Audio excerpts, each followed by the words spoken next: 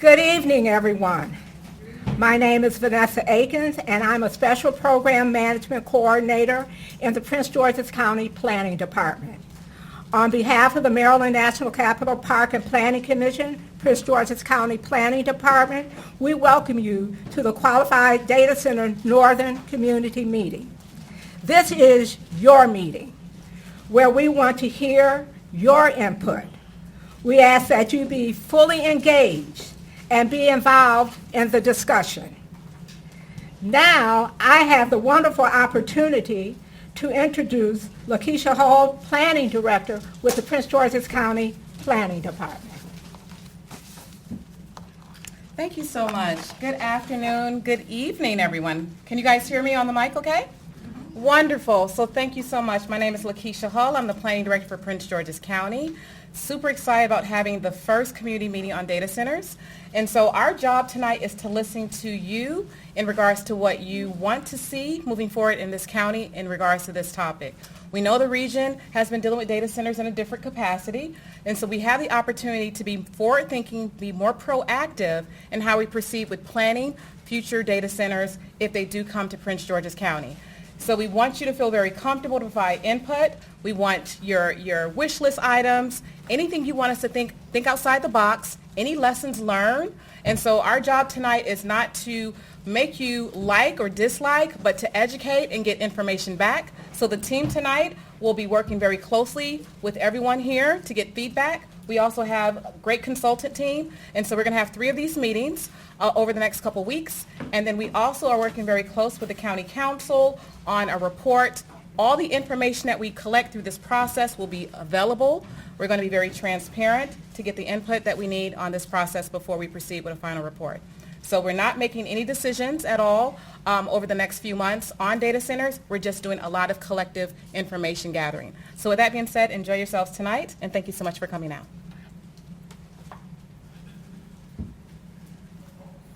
Thank you, Director Hall. Now I will turn it over to James Hunt, our Deputy Director in the Prince George's County Planning Department.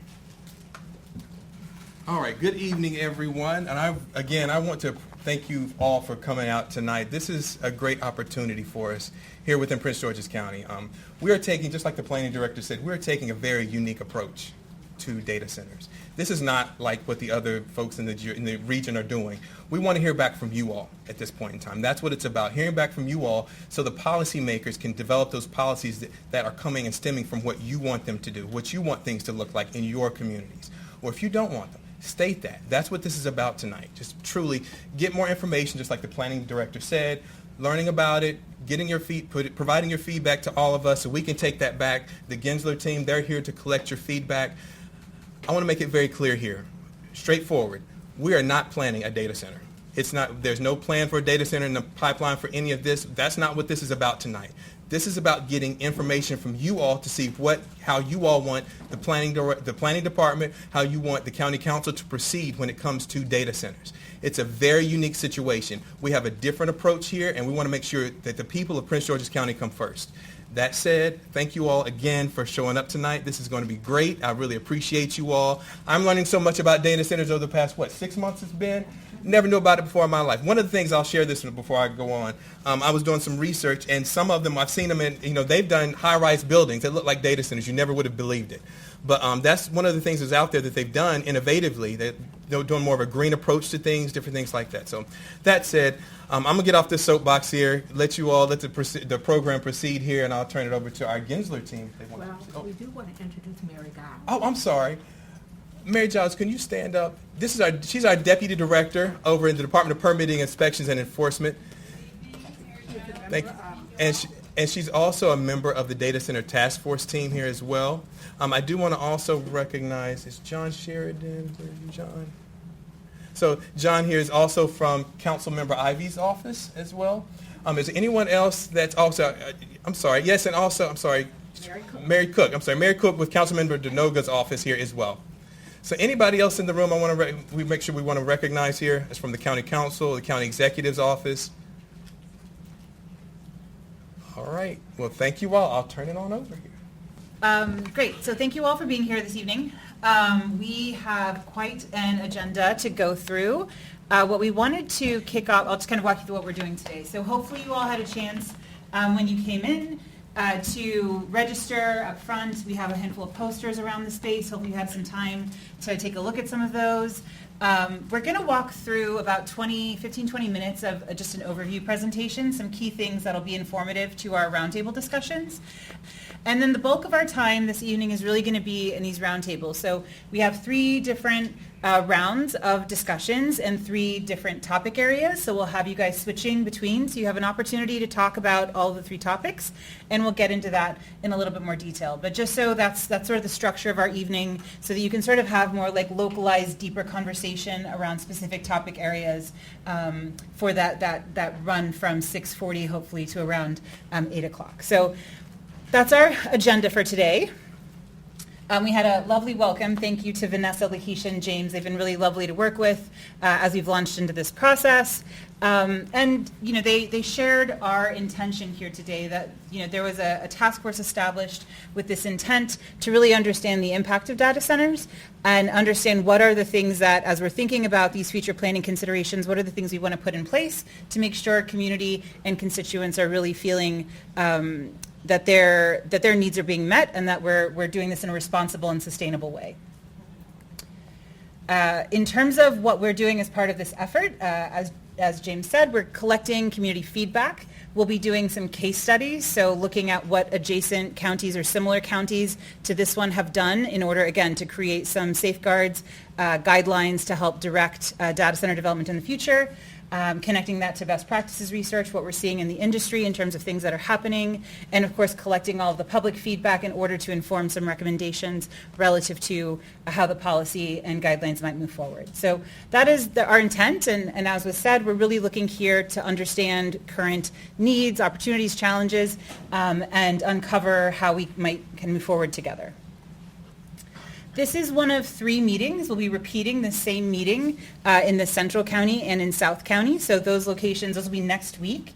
So we have a meeting Thursday, July 24th, same time, 6 to 8, at the Prince George's Sports and Learning Complex. And then we'll be following that with a meeting on Saturday, July 26th, at the Southern Regional Technology and Recreational Complex. So that'll be a morning meeting at 10 a.m. to noon. So if you have a great time tonight, we encourage you to come back, tell your friends. We really would like to get as much kind of feedback and conversation going as possible. I'll quickly introduce the team that's here today. Myself, my name is Elaine Asal. I'm leading our public engagement process as part of this work. With me are part of my Gensler team. They're all around the room, and they'll be meeting with you and talking to you at the tables. So Simi is in the back. She'll raise her hand. There you are. Hadar is here. Yes. Evan, Chris, and Jenna are all part of our Gensler team, and they'll be sitting with you at the tables and helping to host and take notes and facilitate and listen to all of the things you have to say today. We're also joined by some interns from the planning department team, so we'll be excited to share. They'll introduce themselves at the table as well. So again, our goals today are really to explore benefits and challenges around data center development, understand your concerns, and really gather information to inform future opportunities. There's nothing planned here today. We're not really presenting to propose any new data center. It's really about just hearing your concerns about how this might inform future development. So, to kick us off, I think it's helpful to just start with what is a data center. Hopefully, there's some basic familiarity, but fundamentally, these are buildings that house the infrastructure that supports the world's computing functions. So, these are holding servers, processors, and they're really supporting what we all are using day to day relative to the cloud. So, their function is around processing, accessing data. They also store data. They're safeguarding information. There's a lot of security context that's often surrounding these because of the sensitive information that they're storing, and they're fundamentally powering our everyday lives, our digital activities, whether that's email, gaming, streaming, healthcare, our institutions. Everyone is using these facilities, and they are.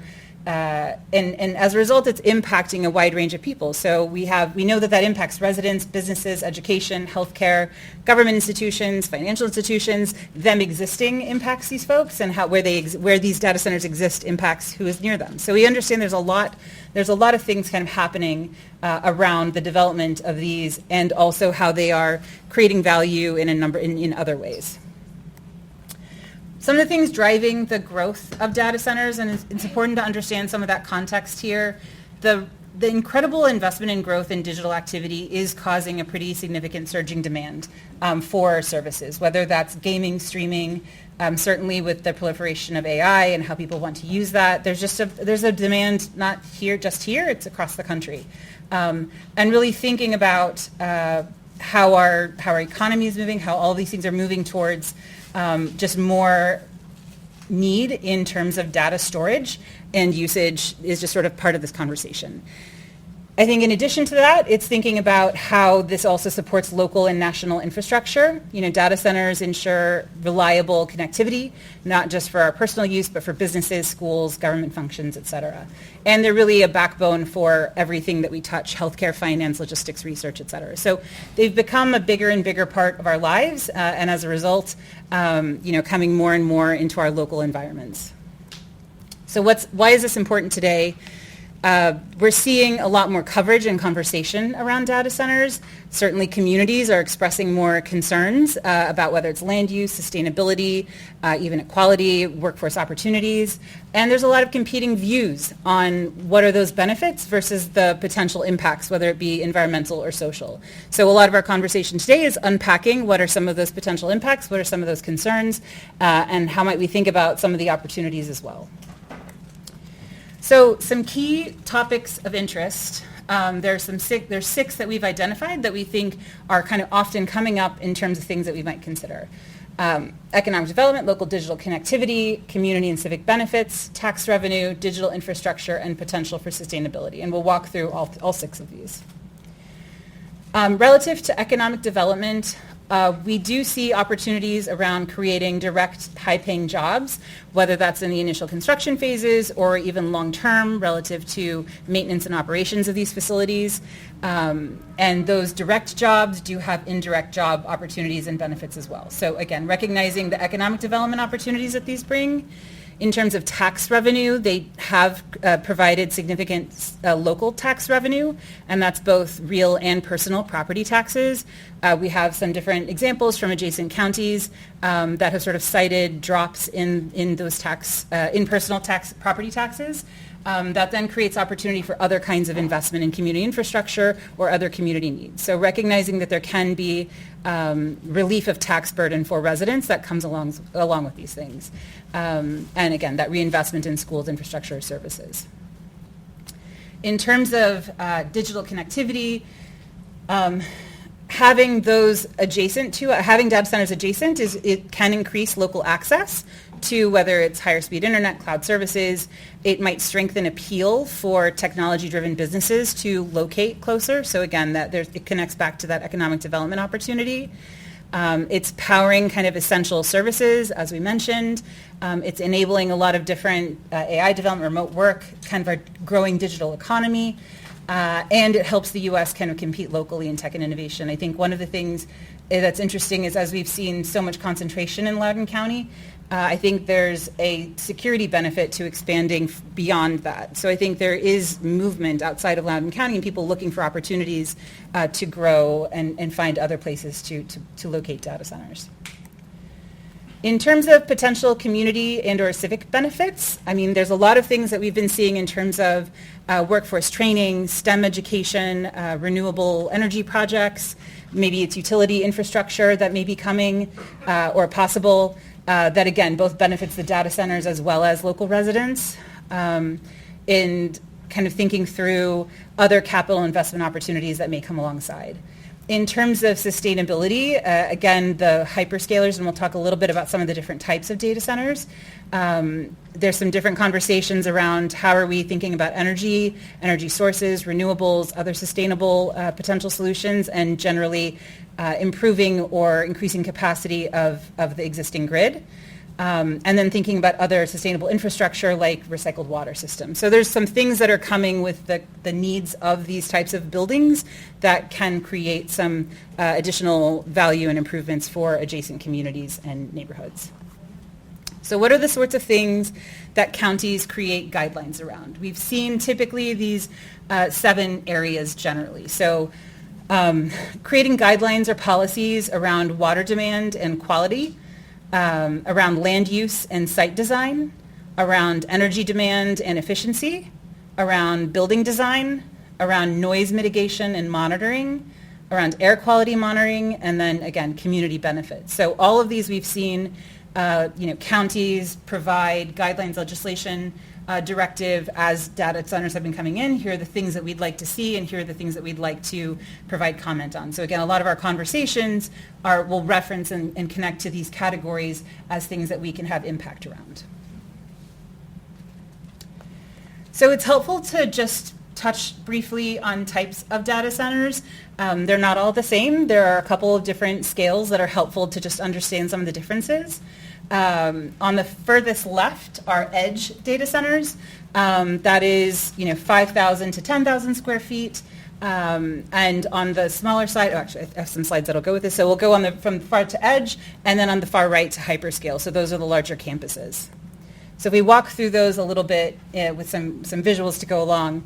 On the edge side, these are going to be compact. They're going to be located closer to users. They can be things that are kind of enabling faster downloads, faster streaming. It could be something pretty like it can be a room that you may not even know exists. So these edge data centers are kind of existing to help to improve processing, cloud access, et cetera.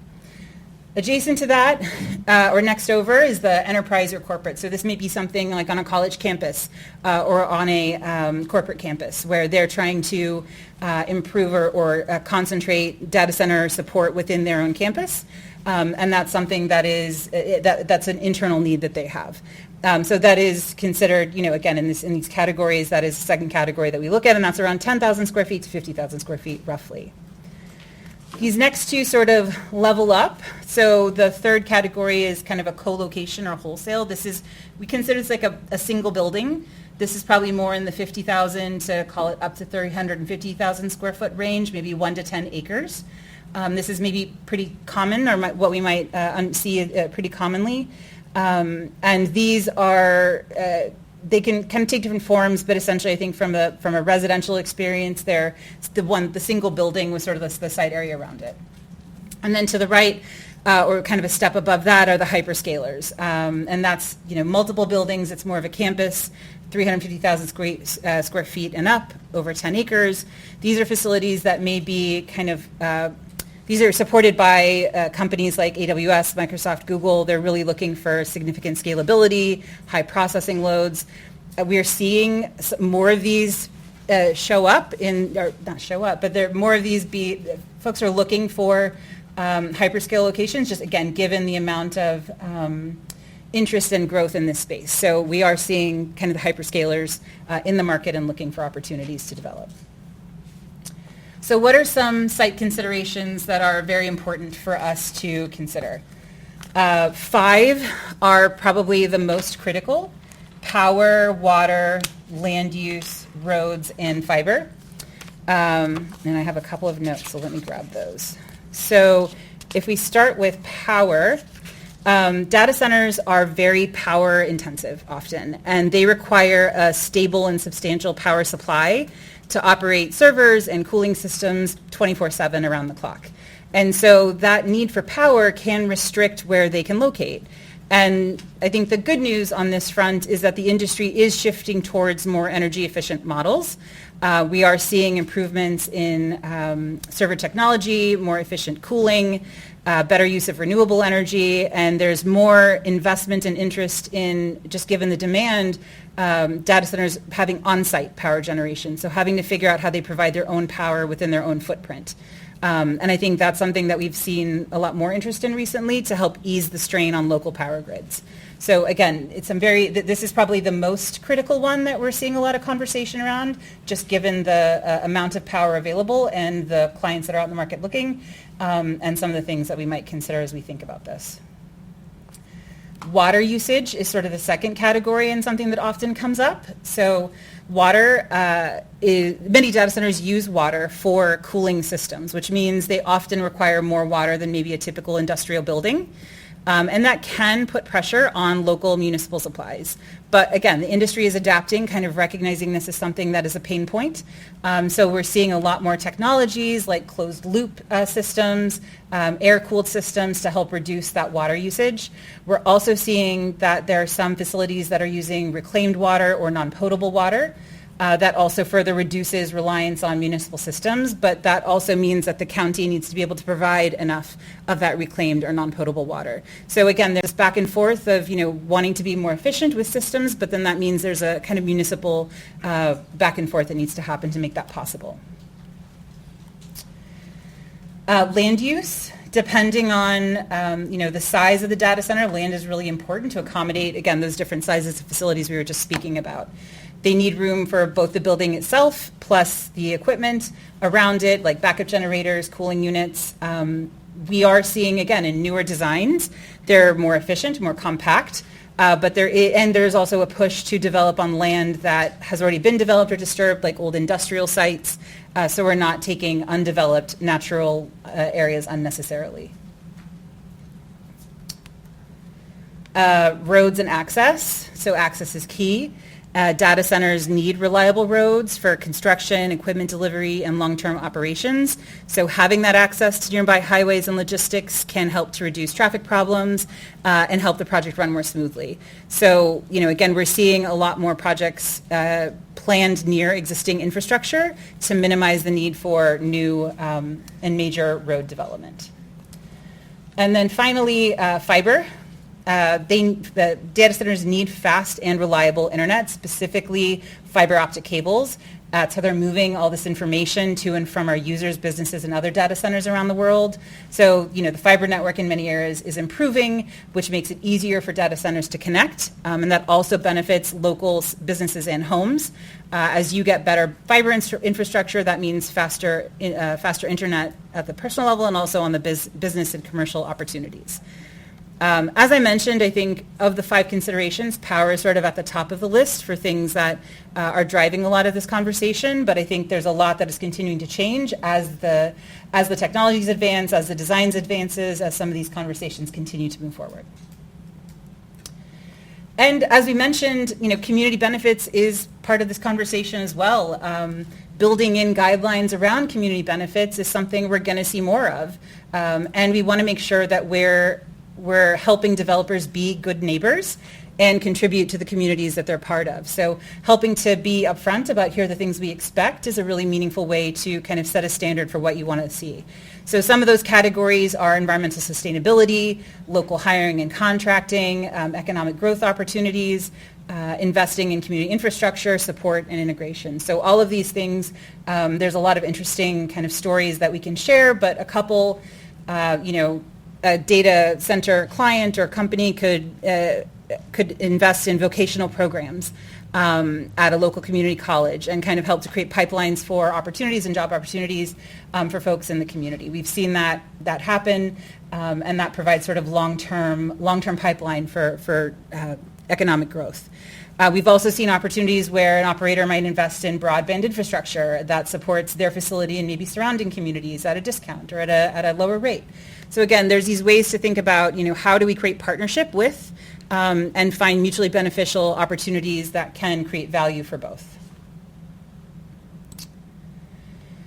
So what we wanted to do is move into our roundtable discussion. So the way that the roundtable discussions will work and how we're set up is we have 3 categories. As I mentioned, you'll sort of see the color coding, and thankfully it matches the slide matches the room, so that helps. We have 3 categories. The first is community benefits opportunities. The second is common concerns and mitigation strategies. The third is site considerations and building design. So what we wanted to do is essentially kind of have more targeted conversations at each of these roundtables. So you'll have 20 minutes in the first, 20 minutes in the second, 20 minutes in the third to chat through what are the things that are kind of most pressing to you. And we have some guiding conversations and questions that the table hosts can help support you through. So some of the things that we might consider if you're in the community benefits table, things that may make sense there, if you have an interest in workforce development, if you have questions or concerns around tax revenue opportunities, things you'd like to see. if there are partnerships you'd like to see or infrastructure investments you'd like to see, that's a good table to sort of put those questions and comments in.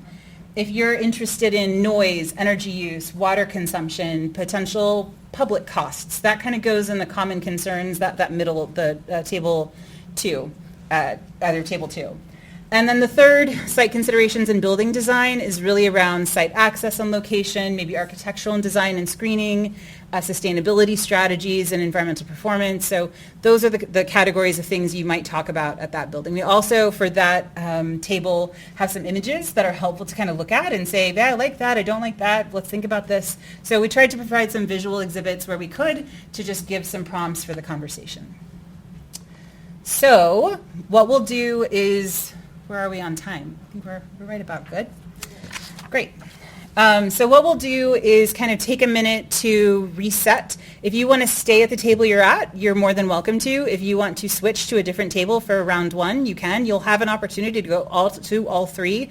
So don't feel like you're going to miss the boat. Everyone will have a chance.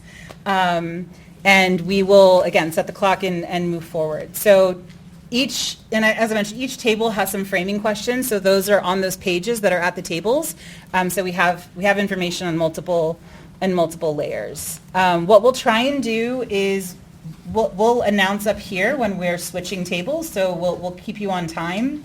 And we'll try and end by 7:50 so we can do some closing remarks and get you all home by 8. Yes, we have printouts of the presentation we just shared. Both in English and Spanish. So if you'd like a copy of the presentation, we're happy to give it to you. They're just up here. And just a couple of things just in terms of, as we're having our table discussions, it is really an opportunity to be honest, open, share all ideas, all the things you're sharing. It's all helpful for us to hear, but we want to make sure we're giving space for others to share as well. We do on some of these conversations where it's about benefits or opportunities, like we can imagine what could be or should be. So let's kind of share those thoughts, listen to each other, and keep an open mind. So just some tips there. Okay, anything I missed, team? All right.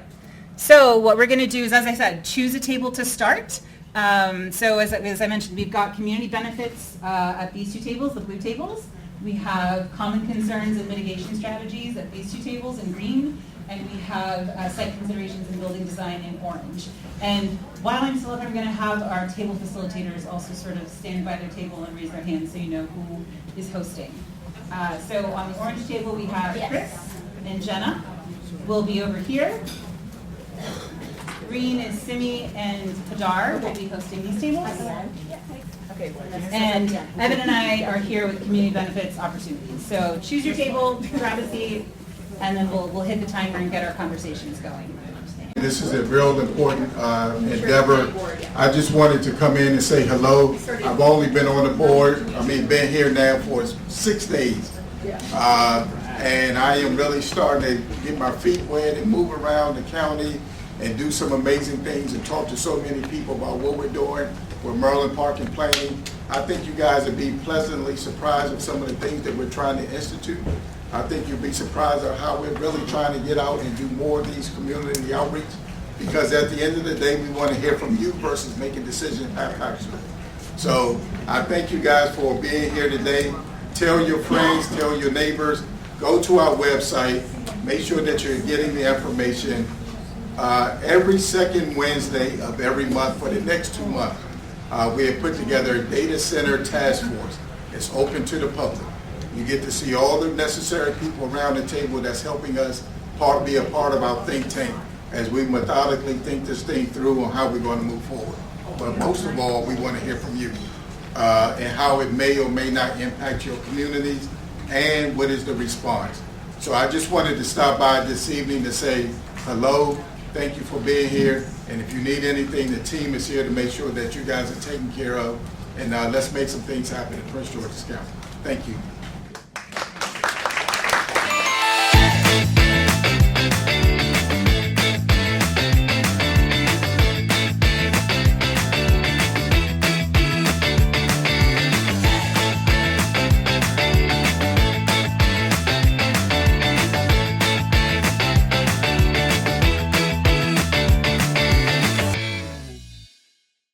We wanted to make sure everybody knows that there are upcoming task force meetings, and I have had the privilege of joining these. They're really informative, really great speakers.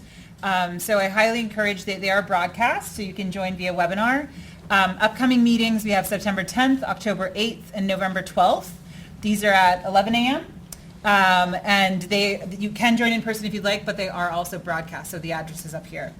In terms of the draft report, so what our intention is out of these conversations, again, we have 2 more coming up next week. We'll take all of this information that you all have shared with us, combine it with the meetings for the next couple of weeks, and the adjacent research and case studies, and put it into a report that we'll share back in November at the task force meeting. And again, just thank you all for joining us this evening. We do have on the website, you can follow, the link is up above.